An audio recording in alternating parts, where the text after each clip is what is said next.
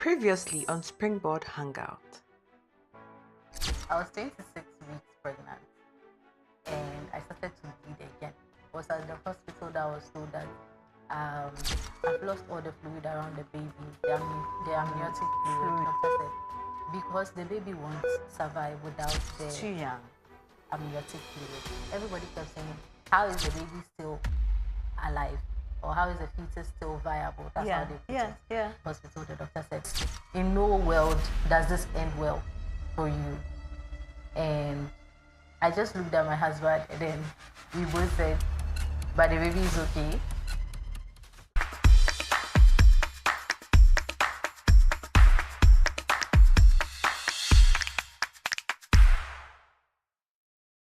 Hi there, and welcome to another edition of the Springboard Hangout with Comfort Ocran. The Springboard Hangout, as you know, is your fun-educative program where we talk about fun and talk about issues that concern us. Last time we started an incredible journey of faith, of hope, of courage, and light in Vanessa Rich Bennett. She is the author of 27 Weeks of Hope. Vanessa's journey tells us how deep and dark sometimes life can be, and how we need to hang on despite all the challenges that come our way. Because at the end of that journey is always a beautiful story that shows how life is like a tapestry that is filled, like our kente, that you see different loops being interwoven, and it comes out so beautiful. Today we are going to listen to part 2 and how they survived those moments. Don't go anywhere. We're going for a quick break. We'll be right back.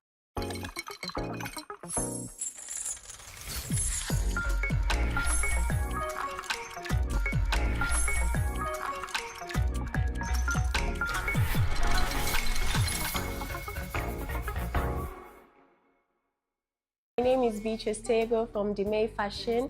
Keep watching Springboard Hangouts this and every Saturday at 4 p.m. on Joy Prime TV. Welcome back to the Springboard Hangout with Comfort Ocran. It's a program of the Springboard Roadshow Foundation, and we're hanging out today with Vanessa Rich Bennett. She is a premature baby's mom, and she most importantly has started an NGO that is focused on helping parents, especially young mothers with premature babies at the NICU units across the nation. She hasn't reached all the NICU units, but she's on that journey. She's written a book, 27 Weeks of Courage, and I encourage everyone to go and take her to a book. You may not be, you may even will no longer need to be, you've left pregnancy and that kind of stuff, but this book will encourage you and increase your faith in God. Vanessa, welcome to today's part 2 of this interesting journey. When you finished part 1, how did you feel? Sharing my story is always exhilarating, but it's also grounding, and I appreciate everything that God has done. It makes me a little bit in my feelings, and yeah, but I'm okay. Have the holes in her heart now been sealed? Do you have to do medical intervention? Yes. Fantastic. And so now she doesn't have any challenge. No, she doesn't. We thank God. Her feet too. I realized that she's looking very normal. That means that you had an intervention on Yes, I did. How did you do that one? So with the club foot, the treatment is actually long. It's 4 to 5 years. Right. But they start with the casting and bracing. Right. It's just like a normal cast. Right. But with that one, they manipulate the feet in a particular direction, and then the cast stays. And when they outgrow the cast, you go and change it. So you do that. You cast about 6 times. By the 6th one, the leg looks normal. Then comes the other part, bracing. So bracing has to do with special shoes that the baby wears and sleeps with. You have to do the bracing for the next 4 to 5 years. Right. If you are not consistent with the bracing, the feet goes back. Back. And when it goes back, you have to do a surgery or it's permanent. It's permanent. So yeah, it's a long journey, but then even the doctors that do the orthopedic, the last one I saw couldn't believe that Heavenly was born with club foot because he said there's nothing wrong. There's nothing that shows. She's in her last year for the shoes, and then he said there's nothing that shows that she had that. We thank God for her. Heavenly. I think she's Heavenly Miracles, right? Yes. But I think your miracle is in French. Muriel, yes. Indeed. Indeed. So we're talking about Heavenly Muriel Bennett. Yes. She is indeed a miracle. That's a real strong story. Very, very strong story. But tell me, having had Heavenly, having gone through all those challenges, what has happened to you? What has happened to the family? So I would say this, but growing up or even in uni, I never thought that one of my main ethos would be mother. Not that there was anything wrong with mother per se. I think it's the highest calling that anybody can be called to do. It's such a difficult task. However, I'm, as I said, such a doer. So I see myself as this, that, this profession, that. Mother was not part of that. Mother was not really in the center. It wasn't even on the list. Like, okay, maybe at a point I'll be a mother. That was it. So having Heavenly and then seeing how much of, should I say, a difference or how consequential she was, it was also eye-opening for me. Right. Because right on the second day after my surgery, a nurse walks into my room and says that she wants me to encourage somebody. And I looked up for my phone and I said, why do you think that I'm in the position to encourage anybody? I'm really down, like I'm really distraught. I don't even know my next step. So how would I encourage somebody? She said she doesn't know, but she feels like I'm the best person to talk to her. So I think about it and then I said, okay, fine. Let her come. I don't even know what I'll tell her, but let her come. And she brings this lady to my room. As soon as I see her, she's familiar. And then I asked her, did you attend her? She says, yes. Politics? I say, yes. I know you. She says she knows me too. Okay, we're classmates. So why are you here? Having some complications. 33 weeks pregnant. They need to take the baby out. She's scared and she wouldn't let them. But it's not safe for her. And then I'm like, let me tell you. I started having my complications when I was 14 weeks. By the time I was 2, like, she's ready for the surgery. Oh. They do the surgery for her, and then we are both in NICU together. She left before me, though. I stayed for months, but she left before me. And when she was having any issues, like her breast milk is not coming in and things like that, I'll be there. I'll speak to her. I'll support her, get her the kind of pumps that I was using and things like that. And it wasn't just me. It then became for almost everybody that passed through whilst you were there to support them on their journey and see them leave you because they are slightly closer to full term and then you were the long-term baby. We were the, at least I'm not that. We were that yes, patient. yes. Because people would use us to encourage themselves that at least my baby is not that baby. Wow. And they would leave. And I was the same person giving people encouragement. So I came out of that experience and then I wrote my book a year later. Writing the book was therapeutic for me. Right. And then I also realized that the book was a tool for advocacy. When I was writing it, I didn't even know that it could play such a serious and significant role. I didn't know that. Tell me a little bit about the NICU experience. Was there support? Were there, I mean, as I told you, Alice Kolebu, you knew that they didn't have incubators for babies. Yeah. Was there enough incubators in this health facility that you were in? And how was the care in that space like?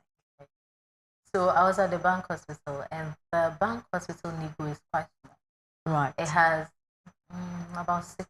But it's also a price thing. Yes. The bank is very expensive, and so people don't go there. Yeah. However, the care is top notch. Wow. You have one child care incubator, yeah, and you have one nurse per Per- child wow, every time. wow. However, the nurses that work there, they all work at Other Kelebu, hospitals. at all the other hospitals, and they did tell me that if your baby was born in any of those, she wouldn't have made it. And so my interest was piqued, like what is going on at those other places that if I had the child there, where I used to go for my antenatal, is where I still go. I remember when I was being transferred for my CS, because I was there and then I was transferred to the bank for my CS. And other people were suggesting the big facilities, the government ones. And my doctor was adamant. He said no. And I know he works at school. But he said no. He's not going to let me go there. Because if we go there, he's not sure that we or one of us will come back. So once he heard bank, he was like, okay, fine. He called and then made the referral. And then we went there. And everything, God arranged everything for a reason. Because even the one that operated on me was not, he just started work that day. Wow. And he wasn't supposed to even be around in the evening when they brought me. He just came to check something. He said he felt like he has to come and look around or something. And he just came and he did my surgery. Wow. So everything had been orchestrated already. And I feel like if she wasn't at bank, truly, maybe she wouldn't have made it. The care was there. However, for counseling, and then they will try and explain it to you. But I feel that, as I said, we have been oriented not to even ask questions. Like if you ask the doctors a question, they will think you are too known or you're something. So let me just not ask. So there's a gap there. Okay, that needs to be worked on. So today you have written a book. The book is very, very powerful, and I encourage everyone. Please read this book by our beautiful Vanessa Rich Bennett. The title simply is 27 Weeks of Courage. 27 Weeks of Courage. And it shows you a detailed blow-by-blow story about her journey and how it's, so far 6th day and everything, 14th day of being in the NICU. It's almost like a journal entry, a daily. The was. The thing is, I included my journal entries. Sometimes just the way I wrote them, I just put them in there. Yeah. Instead of describing the day. Right. So talking about how her kangaroo care was like, and so on and so forth. It's very beautiful. But as we look at this journey, Vanessa, what has been one thing about, I know you, because of Heavenly, you've also started an NGO that's called Heavenly Miracles NGO that focuses on NICU and on issues that concern premature care. So tell us about the NGO. Okay. So the NGO, instead of focusing on just premature babies, I focus on the maternal health aspect too, because a lot of NICU moms are depressed, they have anxiety. A lot of anxiety. There's a chapter in my book called An Unwelcome Visitor, and it's after we went home. It's the anxiety that I had to deal with. I can relate so well. I remember once with my premature, as I said, she came in at 1.3, and then I went for weighing, and she had lost weight 1 kilo. I sat down and started crying. Weight, it's a hassle. It's a hassle. You really have to count every ounce, literally, that the baby puts on. I'll go for weighing, and if it's a new place, they'll ask me, are you feeding the baby? Are you breastfeeding the baby? Why is the baby not big? And you have to explain the whole thing. I got to a point I was just tired of it. I was tired of everything, everybody, and explaining. And I'm like, why do we need to explain ourselves? Just give us the vaccine and let's go. It's a lot. It's a lot. Instead of just focusing on the babies, which I do by donating the supplies that they need in the new my main focus. My main focus is on the families, the mothers especially, because mothers normally drop everything. Their lives goes on a pause. Else they're in Niku, and give them the help they need, either through my storytelling, my own story, other people's stories that I know now, help them in a meaningful way. Yeah. Okay, if you need to get this medication, this is where you can find it. Instead of, oh, you need to get this medication, which is what happens, especially in the public hospitals. Yeah. They tell you you need this, and then they know it's scarce because NICU medications are so scarce. Yeah. And they don't care. The fact that you even need a premature diaper is something that you don't know, but it is so crucial because it makes a difference between how the baby grows. Yes. Nobody tells you. Nobody tells you anything. You have to find things out for yourself. So, my second book, which is free, I give that out to NICU moms. It's a starter kit. Yes, it's everything I wish I knew. Thank you. Thank you, Vanessa. Thank you for doing this thing. So how can, if somebody would like to reach out to you, because I presume that as an NGO, you are funding this yourself or funding it from friends and family. If somebody wants to reach out to you, how do they get in touch with you? For now, my website, vanessathearthur.com, has this book. You can buy it on there.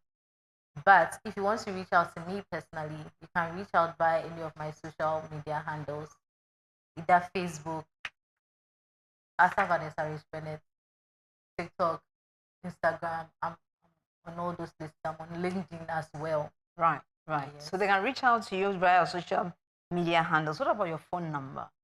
What number can they reach out to you? They can reach out to me on my my Airtel 026 9864 875. 026 9864 875. Right. So if you want to get to the touch base to support this beautiful work that Vanessa is doing in various NICU stations around the country, she's just to roll out, but wherever she's had the opportunity, she's going there. So do support Vanessa in this quest. Right now, half of the proceeds from this book goes into that work, and I'm very, very constrained. So I would appreciate the support. Please. Let me make it straight though.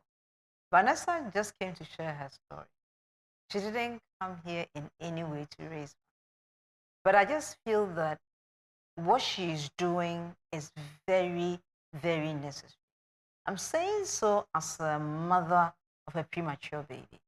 When I had my baby, there was no support. It was just that, well, your baby is in is in NICU, so go there, express your breast milk, and leave it for them to give to her. How the baby was doing, it was stressful. So if there's anyone who is supporting new mothers, especially new mothers of premature children, please put out, buy the book. Either that, or you can send money, or no, touch base with them and find out how you can support. You could do things in kind for the foundation. You could be their social media. You can do a lot of things, including giving actual funds. So do reach her on her social media handles. Reach out to her on her phone number. And I believe that you'll be able to help that one mother that needs that word of encouragement that is going to be okay. It's going to be okay. Before we close, I want to tell this quick story. I was once traveling and I met this lady. at the departure lounge. And this lady had a baby. And I was like, you know, like how whenever we see any baby, you're like, oh, hi, how are you? Oh, so how old is she? Then when she said the number of weeks, and I said, oh, she's a premature baby, right? She said yes. And then I wrapped her on the back and I said, look, she would grow. I promise you. And that time, interestingly, my daughter was with me. And I said, look, she was also premature at 33 weeks. But look at her right now. So that word of encouragement is so needed in the premature stage. So thank you for playing this significant role. And thank you for coming today to share your story with us. And thank you also for writing this battle and the victory that you have won to showcase that it is possible. As we close today's recording, is there anything you would like to say to anyone watching us today? Just go straight into the camera and say it. If you're watching me today, whether you are a premature mom, whether you are a man, I don't know where you are in your journey. I don't know what is happening in your life right now or what is making you lose hope. But I have been in the trenches. I have lost hope.